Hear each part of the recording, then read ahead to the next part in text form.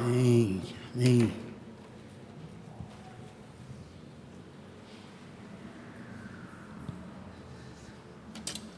Hoje nós iniciaremos aí uma série de mensagens sobre um assunto muito importante, sobre um tema muito importante para a Igreja de Jesus, que é o reavivamento, que é o despertamento espiritual,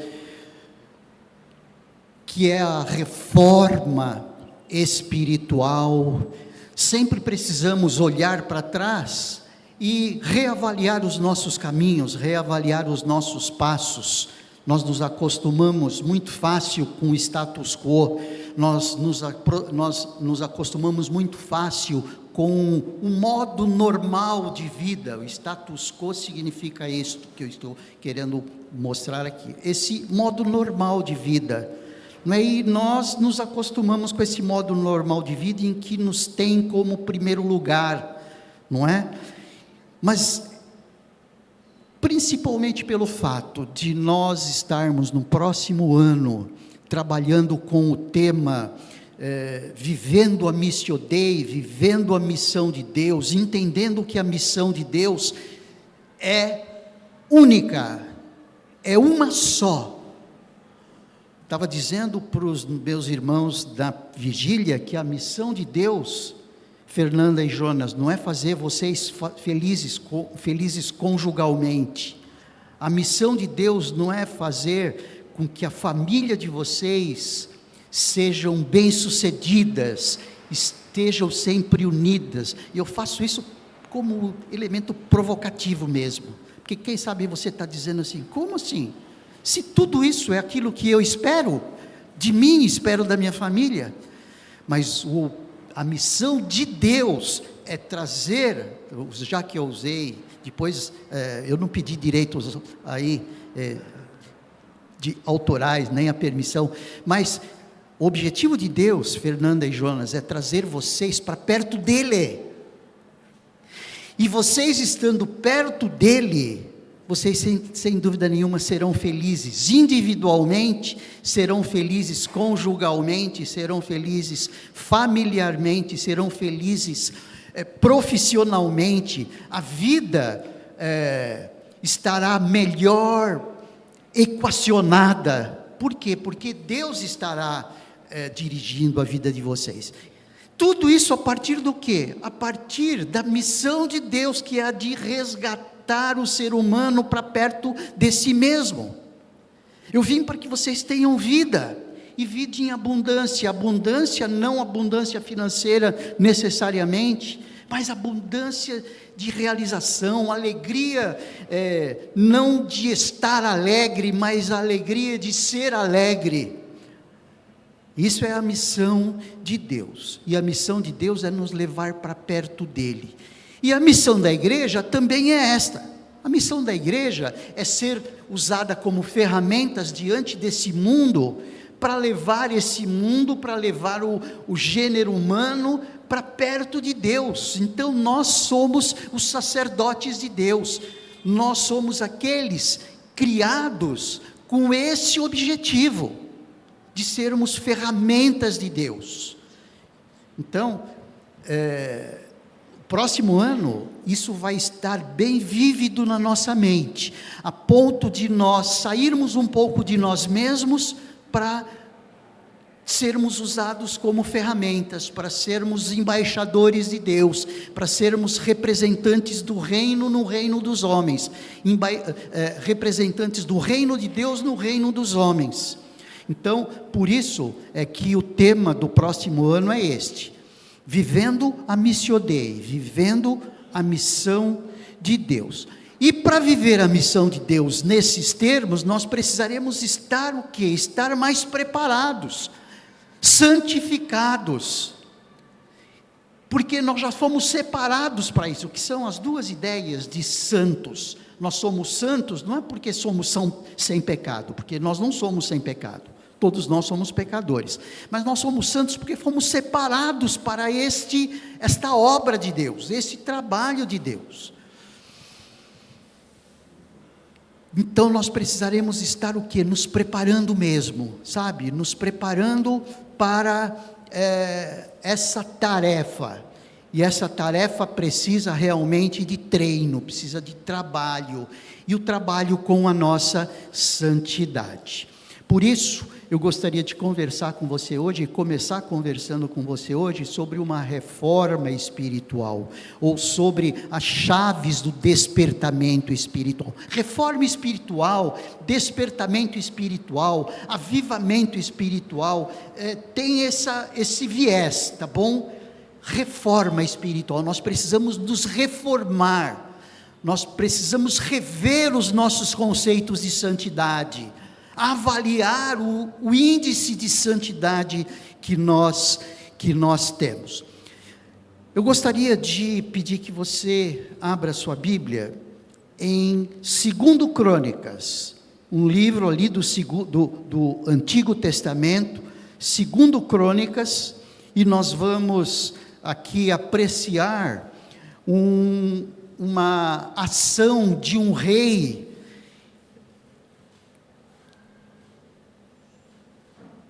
que fazia aquilo que Deus aprovava. Ele era aprovado nas suas ações. Nem sempre os reis lá no Antigo Testamento eram assim. Por exemplo, nós estamos falando de Josias. Josias era filho de Amon.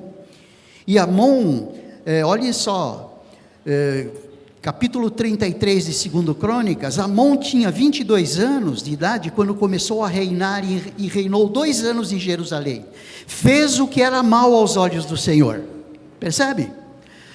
O avô de Josias, que era um bom rei, era Manassés. E Manassés tinha 12 anos de idade quando começou a reinar, e reinou 55 anos em Jerusalém, e fez o que era mal aos olhos do Senhor, segundo as coisas abomináveis das nações que o Senhor havia expulsado de diante dos filhos de Israel. E agora nós estamos falando aí de Josias.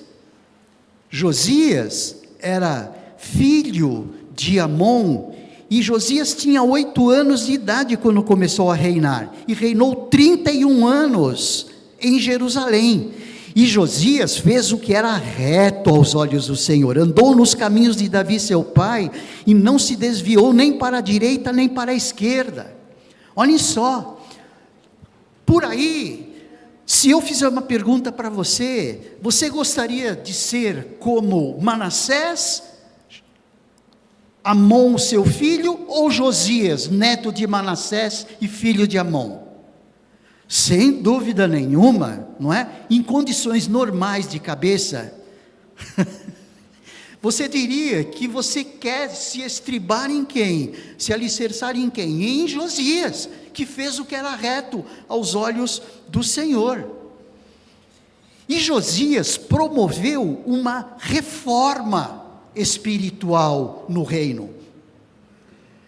Ele renovou a sua aliança com Deus. E nós vamos ver aqui, são 4 chaves, mas nós vamos ver hoje 2 chaves para o despertamento espiritual, ou para a renovação espiritual, ou para a renovação espiritual, ou para o avivamento espiritual que precisamos, tá bom? As 2 que nós vamos ver é um rompimento com toda a idolatria e reparação no templo. Então essas 2 vão ser as 2 primeiras. Eu estou falando as divisões já, porque quando nós olharmos o texto e lermos o texto, você já vai ficar com atenção nele e perceber em que ponto que é a limpeza de toda a idolatria e a partir de que ponto é a reparação do templo. E a gente vai ver o que significa isso. O que significa reparar, a reparação do templo, e o que significa o rompimento de toda a idolatria, ok? Então, só para deixar sua mente aí alerta. Então, capítulo 34, do versículo 1 ao versículo 13, ok?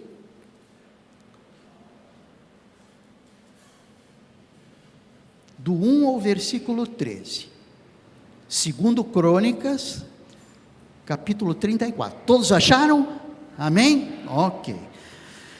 O texto diz assim: Josias tinha 8 anos de idade quando começou a reinar e reinou 31 anos em Jerusalém.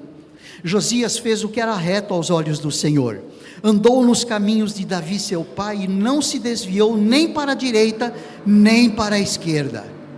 No 8º ano de seu reinado, ou seja, quando ele tinha 16 anos, porque ele começou a reinar aos 8 anos, quando ele tinha 16 anos, ou seja, no 8º ano do seu reinado, sendo ainda moço, Josias começou a buscar a Deus de Davi seu pai, e no 12º ano, começou a purificar Judá e Jerusalém dos lugares altos, dos postes da deusa Aserá e das imagens de escultura e de fundição.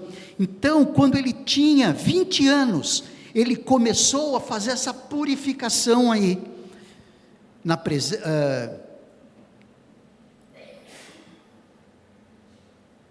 me perdi no texto. Versículo 4, na presença dele derrubaram os altares dos Baalins, e ele despedaçou os altares do incenso que estavam acima deles, quebrou os postes da deusa Aserá e as imagens de escultura de fundição, reduziu-os a pó e os espalhou sobre as sepulturas dos que tinham oferecido sacrifícios a esses ídolos, queimou os ossos dos sacerdotes pagãos sobre os altares deles e purificou Judá e Jerusalém. Fez o mesmo nas cidades de Manassés, de Efraim e de Simeão, até Naftali, por todos os lados, no meio das suas ruínas. Depois de derrubar os altares, os postes da deusa Aserá e as imagens de escultura, até reduzi-los a pó, e depois de despedaçar todos os altares de incenso de toda a terra de Israel, Josias voltou para Jerusalém. No 18º ano do seu reinado, havendo já purificado a terra e o templo, Josias ordenou que Safã, filho de Azalias, Maacéias, governador da cidade, e Joá, filho de Joacás, cronista, reparassem a casa do Senhor, seu Deus.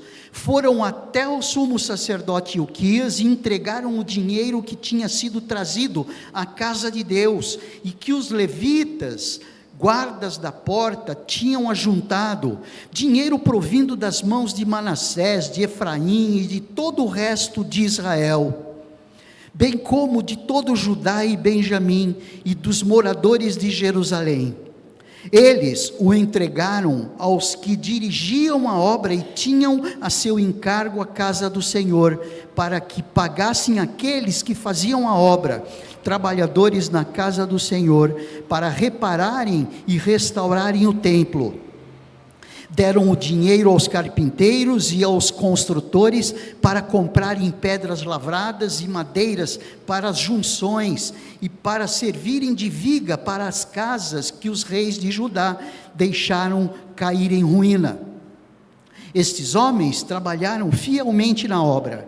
Os superintendentes deles eram Jaate e Obadias, levitas dos filhos de Merari, bem como Zacarias e Mesulão, dos filhos dos coatitas, para supervisionar a obra. Todos os levitas, peritos em instrumentos musicais, eram superintendentes dos carregadores e dirigiam todos os que faziam a obra e qualquer tipo de trabalho. Outros levitas eram escrivães, oficiais e porteiros. Até aí. Eu não sei se os irmãos perceberam de onde até onde houve essa reforma religiosa através do rompimento, da limpeza de toda a idolatria, a partir de que momento houve a reparação do templo. Mas nós estamos falando do versículo 1 ao versículo 7, e depois do versículo 8 ao versículo 13,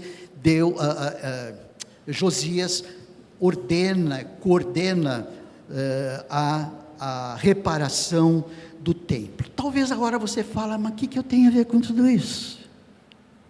O que eu tenho a ver com tudo isso? Primeiro, eu não sou um idólatra, eu não adoro a deusa Será, eu não construo e não me prostro diante de altares como eles se prostraram, e nem tenho Baalins nenhum. Baalins eram deuses, os deuses familiares, aqueles deuses que eram buscados todas as vezes que o povo tinha necessidade. Então, você talvez fique, mas o que é isso? E eu também vou fazer o que em relação à reparação do templo? Já que nós não vivemos mais a ideia do templo, nós não precisamos do templo como a presença de Deus, já que eu sou o templo do Espírito Santo, eu sou a presença, e em mim está a presença de Deus. Então talvez, olhando esse texto, você vê esse texto simplesmente como um detalhe histórico, como uma história contada. Mas isso chega até nós, para nós fazermos as reflexões necessárias, fazermos as interpretações necessárias, os que os técnicos e os pastores chamam de fazer uma hermenêutica, ou seja, a interpretação, para que nós possamos pegar o que está por trás disto tudo, como revelação de Deus para mim e para você hoje. O que significaria para mim hoje romper com toda a idolatria? O que significa para mim e para você hoje trabalhar na reparação do templo? E é isso que a gente vai ver, ok? E nós vamos perceber que tem muito, muito a ver. Bom, primeiramente, a nossa cultura, ela não fornece muitas condições para um despertamento espiritual. Realmente não. Por quê? Porque geralmente o despertamento espiritual, o avivamento diante de Deus, vem muito a partir das necessidades pessoais, vem muito a partir das crises. E os irmãos já entenderam talvez um pouco disso. Por quê? Porque são as crises que nos levam mais perto de Deus. É o momento que nós choramos, no momento em que nós não vemos mais chão, né? Para que nós estejamos trabalhando para a solução dos nossos problemas. Então nós começamos a dizer assim, só Deus. Nos momentos de crise, esse despertamento espiritual faz com que nós dobremos os nossos joelhos mais vezes, faz com que nós busquemos a Deus mais intensamente, faz com que nós busquemos a Deus com mais seriedade. E nos tempos de hoje a gente vive muita abundância, não tem necessidades maiores, nós temos tudo o que queremos, nós temos tudo o que precisamos, e muito mais, nós temos aquilo que queremos até, nós não temos só aquilo que precisamos. Você não tem só o arroz e o feijão, você tem o arroz e o feijão e no mínimo um ovo. E geralmente você não vive só de ovo frito, omelete, ovo mexido, ovo batido, sei lá o ovo que você como gosta de fazer, mas sempre tem uma carninha ali, não tem? No café da manhã sempre tem um pãozinho integral, sempre tem um queijinho, tá bom, não é sempre, mas sempre sujo. Então nós vivemos abundância, até aqueles que vivem na rua mesmo, sem condições nenhuma, andando pela feira, muito dos alimentos que são descartados podem ser usados, sem entendermos que aquilo é de lixo. Então nós vivemos aí uma condição de despertamento espiritual quase que inexistente. Parece que nós vivemos um tipo de vida em que nós nos bastamos. Eu me viro, eu consigo me virar. E isso é altamente prejudicial a uma busca de Deus mais séria, a um despertamento espiritual. Então, a nossa cultura não oferece muito condições para um despertamento espiritual. Isso precisa chamar a nossa atenção de maneira especial. o que não acontecia nos 3 primeiros séculos. Nos 3 primeiros séculos, especialmente no início do 3º século, até o início do 3º século, o povo de Deus era perseguido pelo Império Romano. Os cristãos eram mortos na fogueira, eram mortos em tonéis de óleo fervendo, precisavam se reunir nas catacumbas, precisavam cantar baixinho, como em alguns lugares hoje, em alguns lugares do mundo. Isso fazia com que houvesse despertamento espiritual. Por quê? Porque as necessidades eram intensas. Agora, nós não sabemos o que significa isso. A nossa visão é uma visão utilitarista demais. De maneira geral, nós nos aproximamos de Deus por interesse. E por interesse próprio, pior. Geralmente nós nos aproximamos de Deus por interesse e por interesse próprio. Parece que nós nos aproximamos de Deus quando as coisas estão começando a ficar ruins. Preciso me aproximar de Deus. A cultura nossa, ela é pouco centralizada em Deus.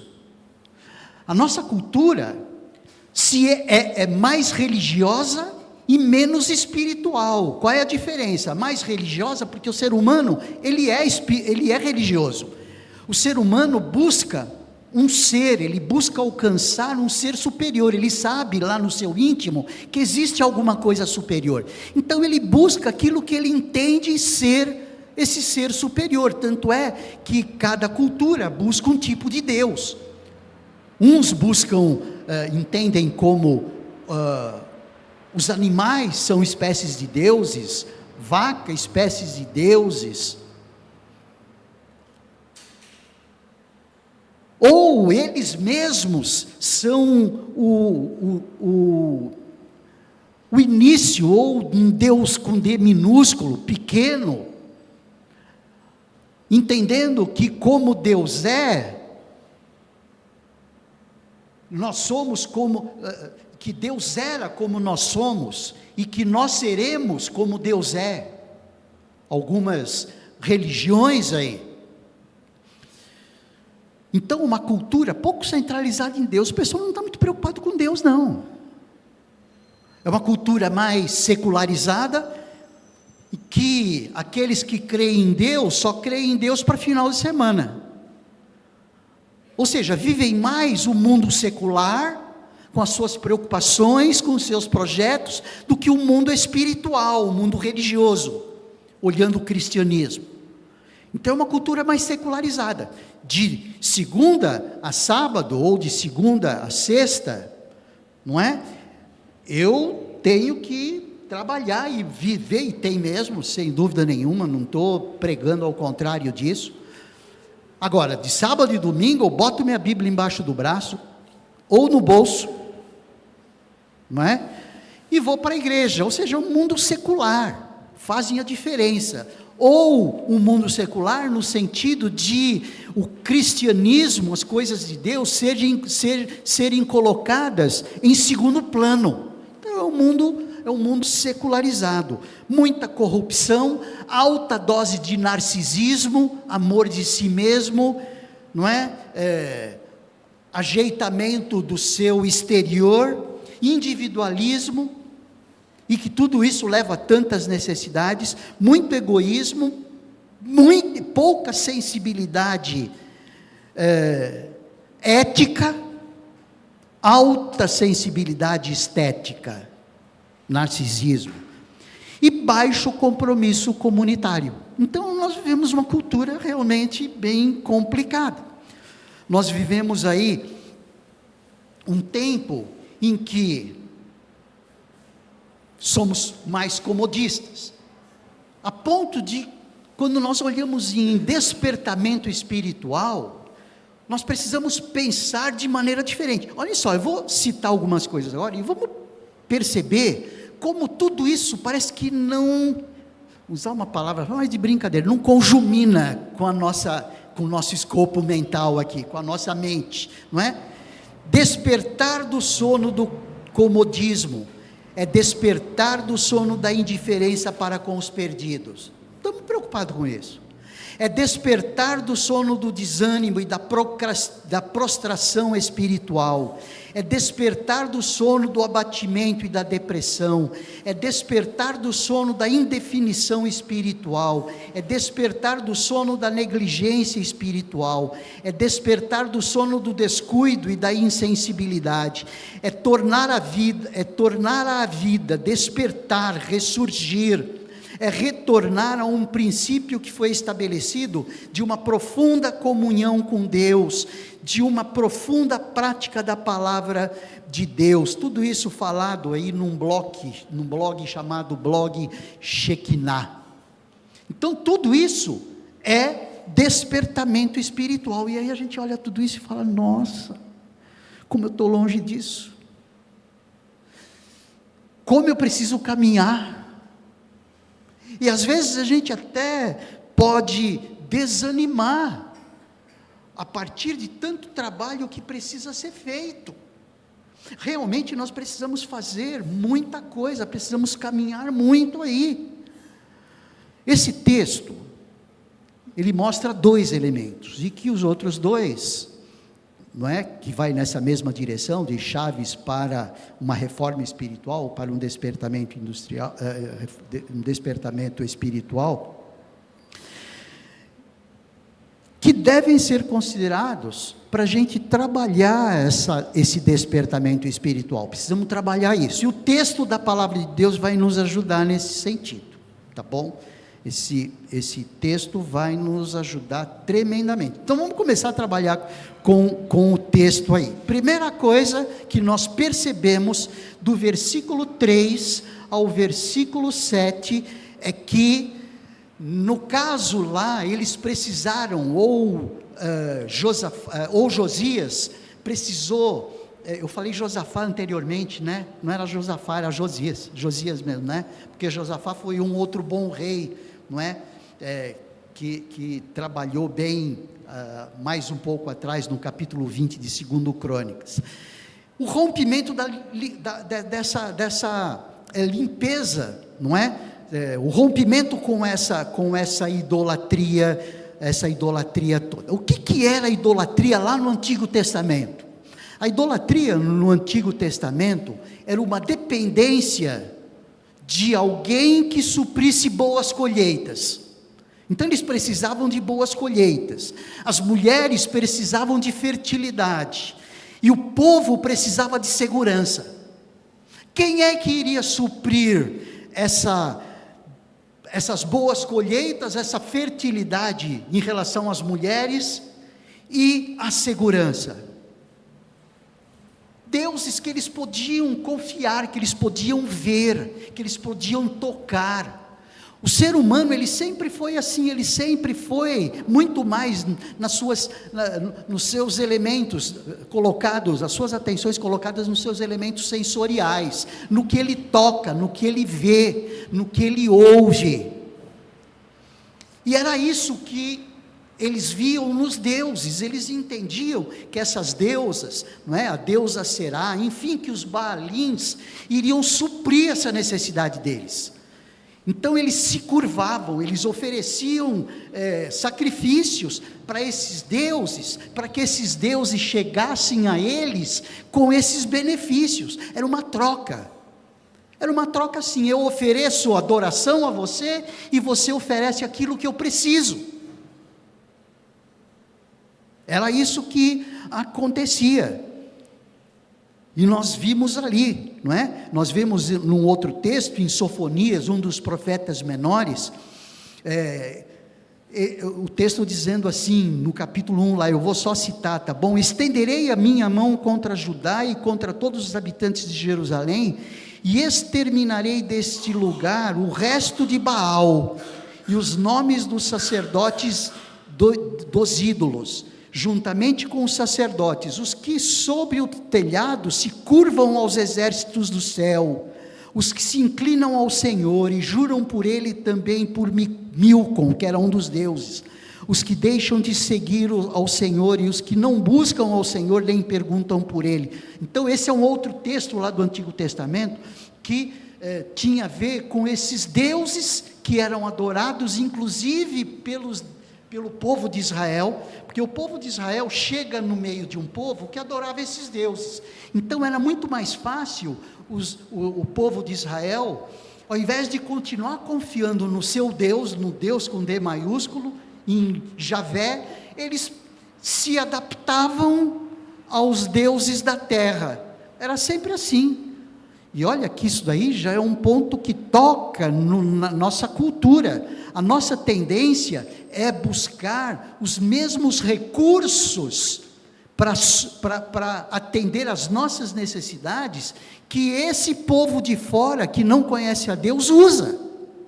Quer ver um exemplo prático disso? Um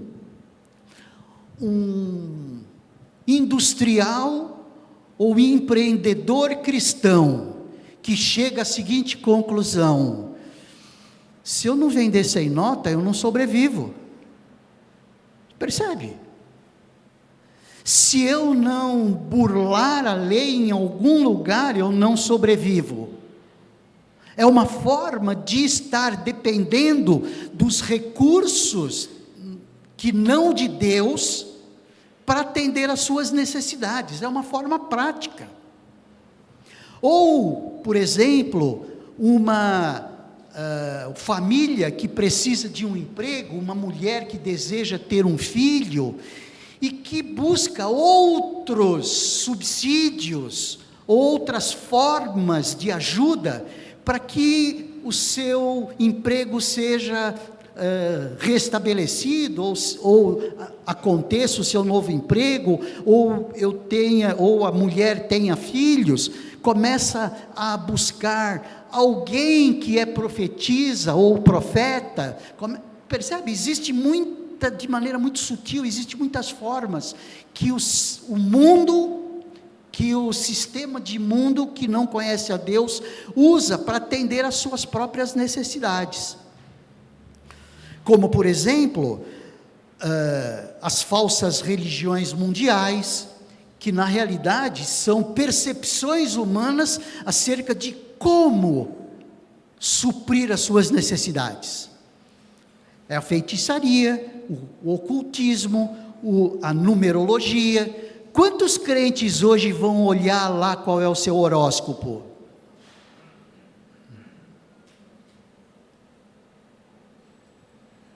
Então são algumas falsas percepções de Deus, que, segundo essas percepções, ele diz assim: não, isso vai suprir a minha necessidade. Então isso significa idolatria nos dias de hoje, através do materialismo, não é? É uma das formas de idolatria hoje, materialismo humanista, cobiça, luxúria, gula. É mais fácil dizer: foi o trabalho que me deu o dinheiro até agora para pagar a faculdade. Tem umas outras coisas aqui que eu anotei, bem interessantes, que são formas bem práticas aí, de idolatria.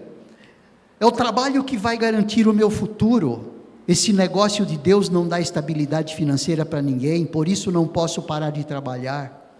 Não estou advogando aí que nós devamos parar de trabalhar, tá bom? De novo, é o meu namoro ou amizade que dá alegria para eu viver. É o estudo da faculdade que garantirá o meu futuro. Falamos aqui na vigília, inclusive, que se o Senhor não edificar a casa, em vão trabalham os que edificam.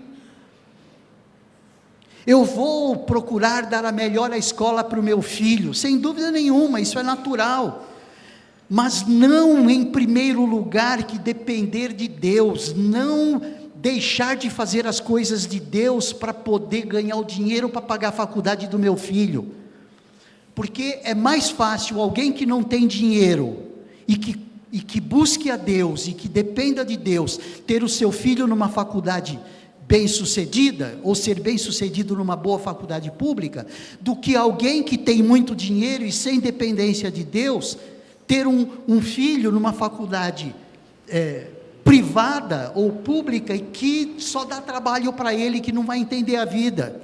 Se o Senhor não edificar a casa, em vão trabalham os que a edificam. É a minha família que me dá segurança e sustento. Se alguém morrer, não sei o que será de mim. Dependência em quem? Nele próprio. São maneiras aí humanas de se pensar. Eu preciso correr atrás disso desesperadamente, porque se eu não correr, não irei alcançar o que eu preciso. Eu preciso comer isso para tranquilizar a minha ansiedade. Eu preciso comprar isso, aquilo para atender as minhas expectativas. Percebe quantos aspectos idolátricos nos tempos de hoje que podemos experimentar? E o que dizer da idolatria evangélica? Olha só na questão de idolatria, tá bom? A idolatria evangélica: deixo de ter tempo com Deus e com o povo de Deus para dedicar tempo ao meu ídolo, trabalho ou estudo. Sempre falei para os meus filhos: não adianta você deixar de estudar durante a semana para não ir na igreja domingo e estudar no domingo, não vai acontecer nada. Lembra, Fê? Não vai acontecer nada, não adianta isso aí, não adianta. Eu estou deixando de fazer aquilo que eu preciso fazer de maneira adequada, e deixar de ir na igreja para poder estar fazendo no domingo. Primeiro Deus. O trabalho ou o estudo é o meu pastor e nada me faltará. Não é o Senhor é o meu pastor e nada me faltará. Às vezes a gente recita um texto, a gente lê um texto, mas não vive o texto. Ao invés de dizer e viver, o Senhor é o meu pastor e nada me faltará, eu acabo vivendo o outro lado. Trabalho ou estudo é o meu pastor e nada me faltará. Falamos sobre isso na classe de novos no domingo passado, não é, Adriana? Sobre a questão do trabalho. Passo a ficar ansioso por algo e deixo de confiar em Deus. Lancem as suas ansiedades, o que diz o texto bíblico? Lançando as suas ansiedades, que diz Tiago lá, em Deus, e Ele cuidará de vós, não é? Não é isso que diz Tiago? Mas acabamos vivendo, lancem as suas ansiedades sobre a comida, ou sobre alguém que pode te ajudar, e ela ou ele cuidará de você. Eu desonro a Deus no meu namoro e quebro princípios estabelecidos por Ele, por amor à minha namorada ou ao meu namorado. Como a corça suspira pelas águas, assim a minha alma suspira pelo meu namorado ou minha namorada. O que o texto diz? Como a corça suspira, anseia por águas correntes, assim o meu coração suspira por ti, ó Deus. Percebe?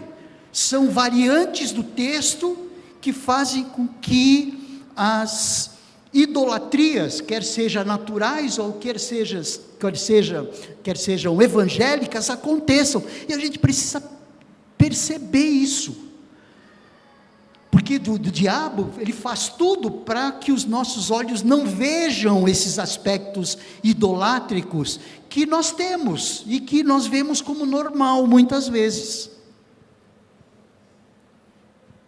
Aí eu passo a mentir ou concordar com coisas erradas sem me posicionar, porque se eu obedecer a Deus, vou perder o meu emprego e meus amigos. Enfim, são algumas coisas aí bem interessantes, teríamos mais aí até para tentar entender esse aspecto da idolatria. No entanto, o que o texto diz, o quê?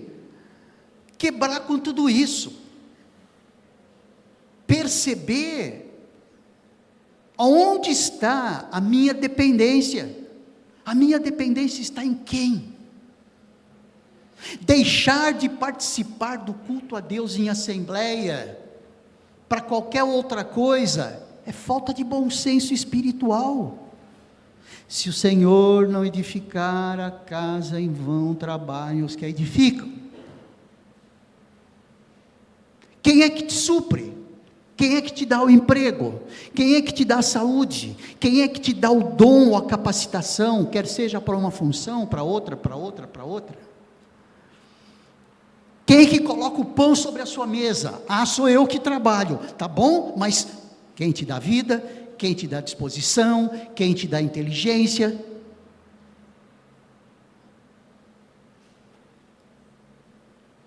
Se o Senhor não edificar a casa, em vão trabalham os que edificam. Nós não podemos colocar ou usar Deus como moeda de troca, se aproximar de Deus para que Deus se aproxime de nós.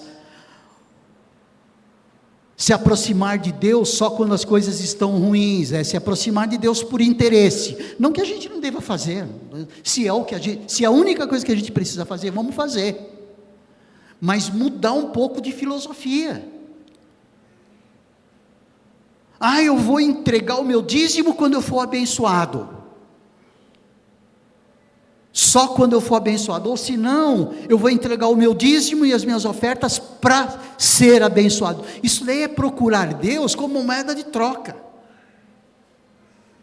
É a nossa fidelidade a Deus sendo maculada, sendo trabalhada de maneira enganosa.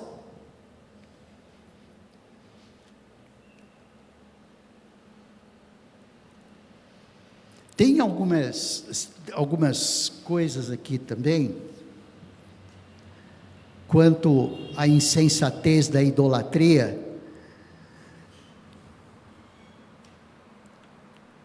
O profissional insensato. Ai, que tolo que fui! Coloquei minha esperança no trabalho, achando que ele me daria segurança financeira e possibilidade de crescimento. Quantos de nós já não ficamos frustrados com isso? Trabalhei, até não poder mais, até não ter tempo para Deus e sua igreja. Já fiz vista grossa para com as desonestidades que aconteciam, porque afinal de contas o trabalho era o meu pastor e nada me faltaria. Foi então que vi a besteira que fiz, a empresa que teve que fazer cortes nos seus gastos e demitir funcionários. E aquilo que me dava segurança, desculpa da expressão, foi a expressão que quem escreveu usou, chutou o meu traseiro e me deixou com cara na rua. Quem já não se sentiu injustiçado assim? Ou a menina insensata, como sou estúpida, achava que meu namorado era a fonte da minha alegria e prazer, fazia tudo por ele, até o que não devia, dizia em meu coração, a quem tenho no céu senão a ti, e na terra nada mais desejo estar junto a ti. E o texto bíblico não é isso que fala. A quem tenho no céu senão a ti, Senhor, e na terra nada mais desejo além de ti, Senhor. Mas aí o texto bíblico é alterado, não é? A quem tenho no céu senão a ti, meu namorado, ou minha namorada, ou companheiro, não é? E na terra nada mais desejo além de estar junto a ti. Todo o romance acabou e marcada eu fiquei. Fui mais uma das garotas ingênuas que ele enganou. Esse é o caso da menina insensata. Ou do esposo insensato. Como fui capaz disso? Achava que as formas daqueles corpos me dariam prazer. Revistas, filmes, mulheres que passavam na rua, afinal não prejudicava ninguém. Sempre pensava, aqui eu vou usar uma revista que se usava mais antigamente. Hoje em dia nem precisa da Playboy, mas todos sabem da Playboy. Hoje em dia você abre o celular e vê o que você quer, não é? Aí o texto aqui diz, sempre pensava, Playboy, não, Playboy é outra coisa. Ele diz: Playboys, tu és o meu Deus, eu te busco intensamente, a minha alma tem sede de ti, essa Playboy mesmo, todo o meu ser anseia por ti, numa terra seca, exausta e sem água. É a Playboy revista mesmo. Tudo parecia ir bem, ninguém mais sabia. Caminhava eu na estrada da destruição, destruí o relacionamento com minha esposa e filhos, perdi a honra e arruinei oportunidades de ministérios. É o que só podia se esperar quando desprezei a sabedoria e o ensino. Então, gente, olha, existem muitas formas contemporâneas de nós olharmos essa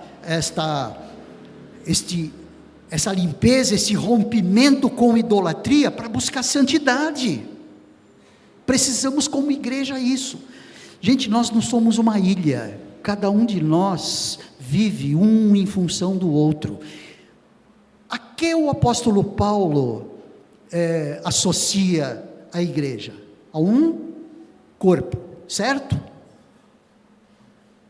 Assim como esse dedinho, eu preciso desse dedinho, eu preciso daquele dedinho que eu quase não me lembro dele, mas eu me lembro dele quando eu faço um corte diferente ali e ele infecciona.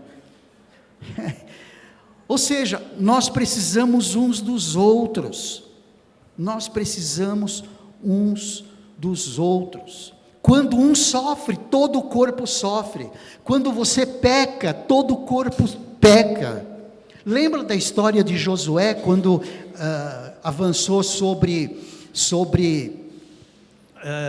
Jericó? Foi dado a ordem para eles não pegarem nada de Jericó, nada era despojo de Jericó. Destruíram, mas um carinha lá chamado Acã foi lá em Jericó e viu uma capa babilônica, chupeta, né? Joia, maravilha. Foi lá e usurpou, e mais umas pecinhas de pedras preciosas. Pegou, chegou na tenda e colocou embaixo lá, ninguém viu. O que aconteceu quando o povo foi sobre uma cidade muito menor?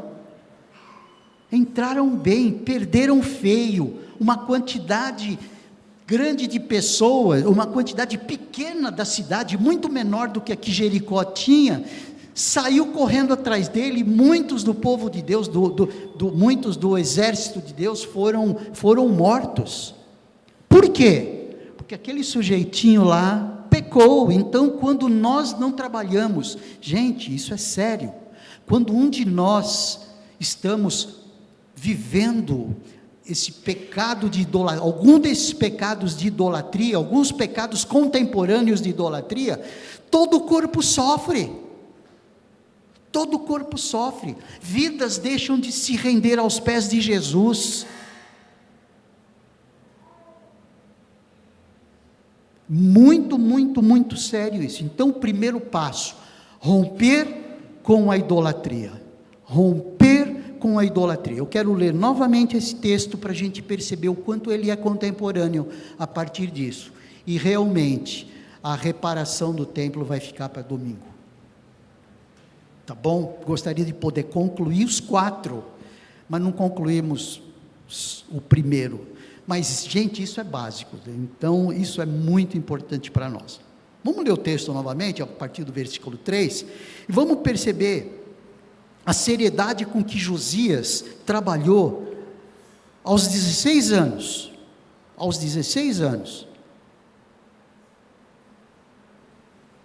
Porque depois, aos 26 anos, ele reparou o templo.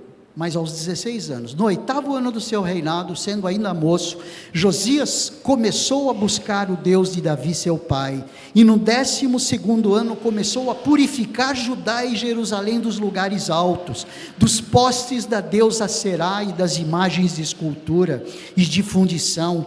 Na presença dele derrubaram os altares dos Baalins, ele despedaçou os altares do incenso que estavam acima deles, quebrou os postes da deusa Será e as imagens de escultura de fundição, reduziu-os a pó e os espalhou sobre as sepulturas dos que tinham oferecido sacrifícios a esses ídolos. Queimou os ossos dos sacerdotes pagãos sobre os altares deles, purificou Judá e Jerusalém. Fez o mesmo nas cidades de Manassés, de Efraim e de Simeão, até Naftali, por todos os lados, no meio das suas ruínas. Depois de derrubar os altares, os postes da deusa Será e as imagens de escultura, até reduzi-los a pó, e depois de despedaçar todos os altares de incenso em toda a terra de Israel, Josias voltou para Jerusalém. A nossa oração é que nós possamos ter a percepção de Deus do que precisamos fazer na nossa vida. João 16 fala: o Espírito Santo é quem nos convence do pecado, da justiça e do juízo. O Espírito Santo, cheio, abundante no nosso coração, vai fazer a gente perceber aonde nós estamos errando, o que nós estamos fazendo e fazendo inadequadamente, o que precisaremos deixar de fazer.